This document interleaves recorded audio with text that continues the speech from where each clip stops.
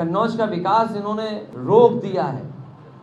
अगर इन्होंने कन्नौज का विकास रोका है तो कन्नौज की जनता इन्हें लोकसभा में जाने के लिए रोक देगी। लाखों लाख वोटों से हरा करके इनकी जमानत जब्त कराने का काम कन्नौज की जनता करेगी। इस बार चुनाव चंदा वसूली के खिलाफ होने जा रहा है। ईडी, सीबीआई इनकम टैक्स के दबाव बना करके जो चंदा वसूला है उसके खिलाफ मतदान होने जा रहा है। जिस तरीके से दिल्ली के मुख्यमंत्री केजरीवाल, झारखंड के मुख्यमंत्री हेमंत सोरेन, उन्हें झूठा फंसाया गया है, जिस तरीके से मोहम्मद आजम खान साहब और उनके परिवार को झूठा फंसाया गया, जिस तरीके से विधायक इरफान को झूठा फंसाया गया, इसके खिलाफ मतदान होने जा रहा है।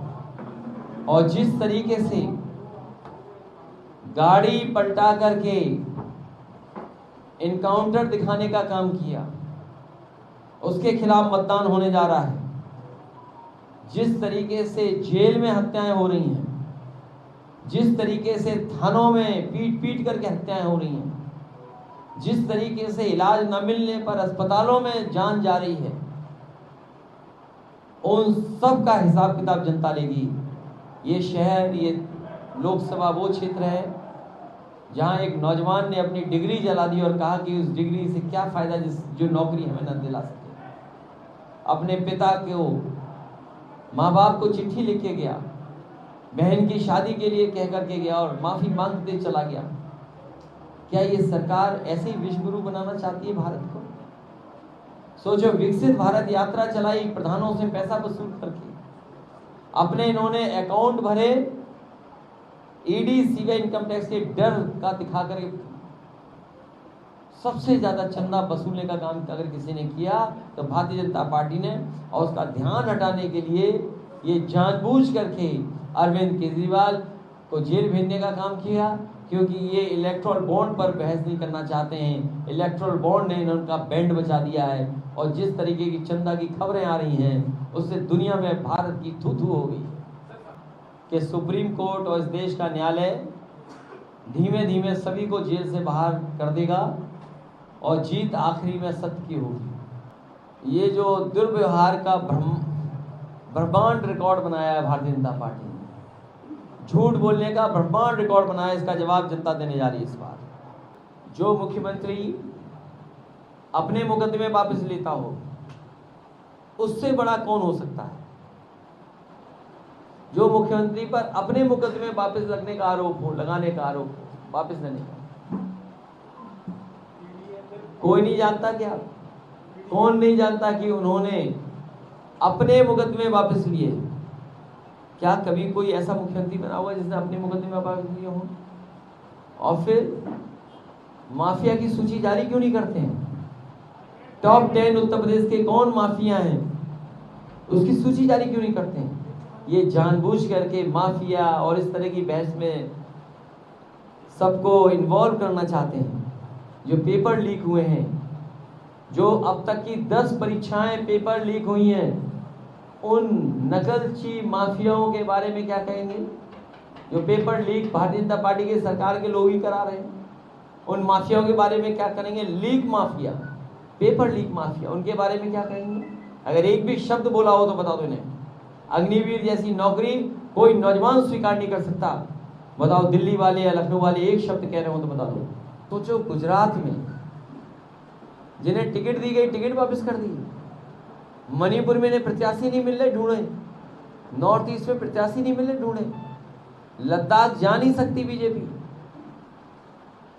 सोचिए, जो दुनिया की सबसे बड़ी पार्टी अपने आप को कहते हैं, वो दक्षिण भारत में कहाँ प्रत्याशी इनके पास, नॉर्थ ईस्ट में कहाँ है प्रत्याशी इनके पास, लद्दाख में और इस इलाके में पूरा इनके खिलाफ खड़े लोग हैं। ये लोग कह रहे हैं कि कुछ हिस्सा समुद्र का इधर उधर हो गया था, लेकिन रिजांगला जैसे मेमोरियल जो चीन ने तोड़ दिया, उसके बारे में क्यों चुप है ये लोग? क्या चीन से घबराती है भारतीय जनता पार्टी? जिस तरीके से लोगों ने स्वीकार नहीं किया था कि गाड़ी पलटने से इनकाउंटर हो जाता है, उसी तरीके से लोग ये भी महसूस कर रहे हैं कि जेल में जहर दिया गया है और लोग चर्चा कर रहे हैं, संदेह कर रहे हैं। सोचो, जो सरकार की हिफाजत में जिसकी जान चली जाए। इसीलिए तो हमने कहा कि जो जीरो टॉलरेंस कहने वाले हैं, वहां कहीं भी कोई मारा जा सकता है सरकार के माध्यम से।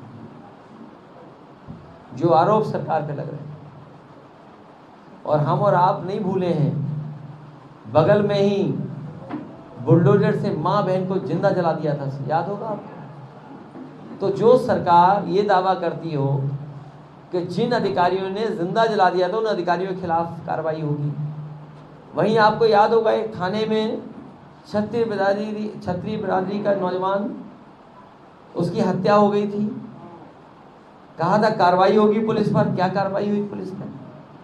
ये घबराए हुए लोग हैं। सोचो, जो ये कहते हो 400 पार, तो बताओ घबराए क्यों हो 400 पार वाले?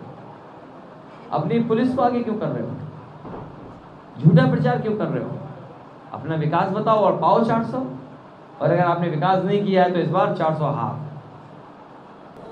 सब कुछ मिला है, आपको नहीं दिखाई दे रहा क्या नहीं मिला।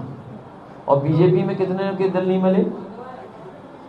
बीजेपी के लोग दिल मिले ना मिले, बस मुस्कुराते रहिए। देखा नहीं जिन्होंने क्या क्या नहीं सुनाया, क्या क्या नहीं कहा, उन्हें कैसे गले मिलाया जा रहा है। जिन्होंने बुरा भला कहा, इतना बुरा भला कहा कि आप कल्पना नहीं कर सकते। दिल मिले ना मिले, लेकिन मुस्कुराते रहिए, गले मिला के चलिए। लोकतंत्र में सवाल ये है कि आप झूठे मुकदमे लगा रहे हैं। चंदा वसूली के लिए आपने ईडी, सीबीआई, इनकम टैक्स को आगे किया, बड़ी बड़ी कंपनियों से आपने पैसा वसूला है।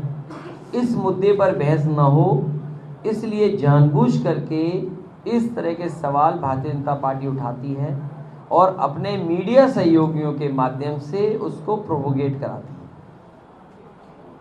सवाल यह है कि लोकतंत्र में क्या आप झूठे मुकदमे लगा करके किसी भी मुख्यमंत्री पद पर बैठे हुए इंसान को जेल भेज देंगे? आप कैबिनेट के डिसीजन को आप नहीं मानेंगे? अगर आज आप कैबिनेट के डिसीजन को नहीं मान रहे, कल आपके भी कैबिनेट डिसीजन को कोई नहीं मानेगा। और फिर आज अगर मुख्यमंत्री जेल जा रहे हैं तो कोई मुख्यमंत्री क्यों बनना चाहेगा? वो तो एसओ बनना चाहेगा, नौकरी पाएगा, एसओ की अच्छी नौकरी है कि हमें मुख्यमंत्री जेल भेजने को मिल जाएंगे। आप लोकतंत्र को कमजोर कर रहे हैं, आकर इंस्टीट्यूशन को आप कमजोर कर रहे हैं। इसका मतलब आप लोकतंत्र को कमजोर कर रहे हैं, और इंस्टीट्यूशन को कोई कमजोर कर रहा है तो वो भारतीय जनता पार्टी है। क्या इस पर बहस नहीं होनी चाहिए कि आपने उद्योगपतियों से 1,000 करोड़ रुपए लिए, आपने 500 करोड़ रुपए लिए, 400 करोड़ रुपए लिए, आपने वैक्सीन की कंपनी को नहीं छोड़ा, आपने जिसको ईडी, सीबीआई, इनकम टैक्स को दबाव बनाया, दूसरे दिन पैसा ले लिया। एक ही व्यक्ति अगर आपको इलेक्ट्रल बॉन्ड से दे रहा है, वो जायज पैसा है। सोचिए आप, कभी कल्पना करो केस क्या है। एक ही आदमी सब जगह पैसा पहुंचा रहा है। इलेक्ट्रल बॉन्ड से अगर बीजेपी को 50, 55, 60 करोड़ रुपए दे रहा है तो वो सही पैसा है। इसीलिए मैंने कहा था, अगर आपको याद हो, अपनी पुरानी रिकॉर्डिंग निकालना। रुपया काला सफेद नहीं होता है, हमारा आपका लेन देन काला सफेद होता है। बीजेपी के लोगों ने कहा रुपया काला सफेद है, और आज सुप्रीम कोर्ट या कोर्ट की एक जज ने कहा कि सबसे बड़ा स्कैंडल अगर कोई हुआ है तो वो नोटबंदी हुई है, जिसमें काले धन को व्हाइट मनी कर दिया गया। और यही बात तो हम लोग कहते थे, याद कीजिए, कि दुनिया का सबसे बड़ा भ्रष्टाचार अगर कुछ हुआ है तो वो नोटबंदी हुई है। तो ये नोटबंदी जैसी बातों को छिपाने के लिए, जीएसटी से जो उत्पीड़न उसको छिपाने के लिए, अपनी नाकामी छिपाने के लिए, नौकरी रोजगार नहीं दे पा रही सरकार उसको छिपाने के लिए, मुख्यमंत्री को जेल भेजना और अपने सहयोगी मीडिया के माध्यम से इस तरह की बातों को पूछना और प्रोपोगेट करना। आज सवाल उत्तर प्रदेश में माफिया का है कि नहीं है, लेकिन उससे बड़ा सवाल है कि इस उत्तर प्रदेश की हर परीक्षा लीक हुई है, नौजवानों के भविष्य से खिलवाड़ हुई है। और सोचो, यहाँ का ब्रजेश पाल, उसने आत्महत्या कर ली हो डिग्री जला करके, नौकरी नहीं दे पा रही सरकार। इसलिए जो नाराजगी है उससे और ध्यान हटाने के लिए इस तरह के सवाल भारतीय जनता पार्टी उठा रही है।